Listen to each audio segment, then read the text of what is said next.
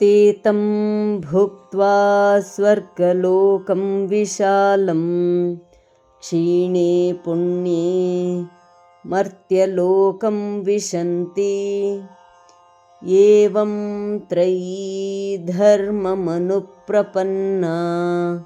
गतागतं कामकामा लभन्ते. Having enjoyed the pleasures of the extensive Swargaloka, heavenly world, and having exhausted all their merits, they return to this mortal world. Thus again, desiring the objects of desires and following Vedic Dharma, they repeatedly come and go. ಹೀಗೆ ಸ್ವರ್ಗ ಸುಖವನ್ನು ಸಾಕಷ್ಟು ಅನುಭವಿಸಿ ಗಳಿಸಿದ ಪುಣ್ಯವು ಕ್ಷೀಣವಾದ ಕೂಡಲೇ ಪುನಃ ಈ ಕರ್ಮಭೂಮಿಗೇನೆ ಹಿಂತಿರುಗುತ್ತಾರೆ. ಈ ರೀತಿ ಕರ್ಮಕಾಂಡವನ್ನೇ ಅವಲಂಬಿಸಿರುವ ಜನರು ಸಂಸಾರ ಚಕ್ರದಲ್ಲೇ ತಿರುಗುತ್ತಿರುತ್ತಾರೆ. ತೇ ತಂ ಭುಕ್ತ್ವಾ ಸ್ವರ್ಗಲೋಕಂ ವಿಶಾಲಂ ते तं भुक्त्वा स्वर्गलोकं विशालं ते तं भुक्त्वा स्वर्गलोकं विशालं क्षीणे पुण्ये मर्त्यलोकं विशन्ति क्षीणे पुण्ये मर्त्यलोकं विशन्ति क्षीणे पुण्ये मर्त्यलोकं विशन्ति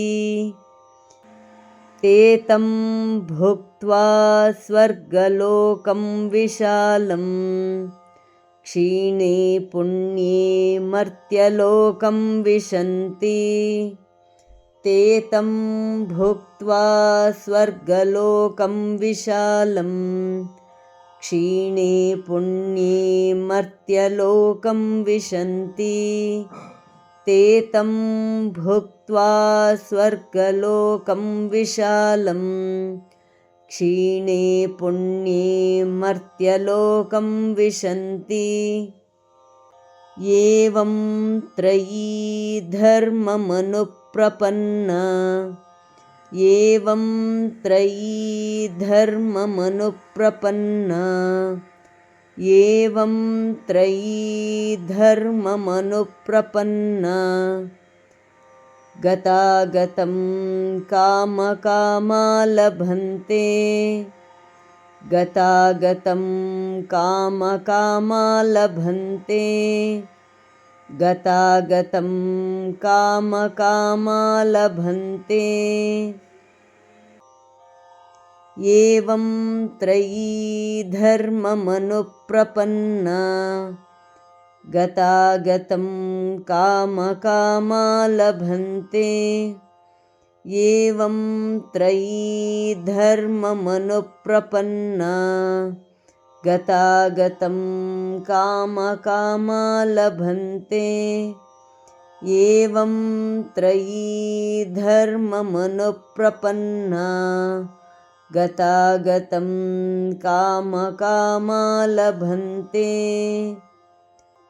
ते तं भुक्त्वा स्वर्गलोकं विशालं क्षीणे पुण्ये मर्त्यलोकं विशन्ति एवं त्रयी धर्ममनुप्रपन्ना गतागतं कामकामा लभन्ते ते तं भुक्त्वा स्वर्गलोकं विशालं क्षीणे पुण्ये मर्त्यलोकं विशन्ति एवं त्रयी धर्ममनुप्रपन्ना गतागतं कामकामा लभन्ते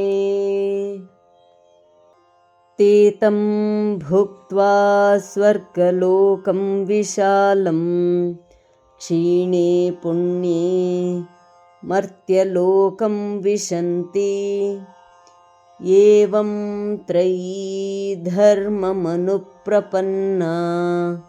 ಗತಾಗತಂ ಕಾಮಕಾಮಾ ಲಭಂತೆ. ಧನ್ಯವಾದ. ನಮಸ್ಕಾರ. ಶುಭವಾಗಲಿ.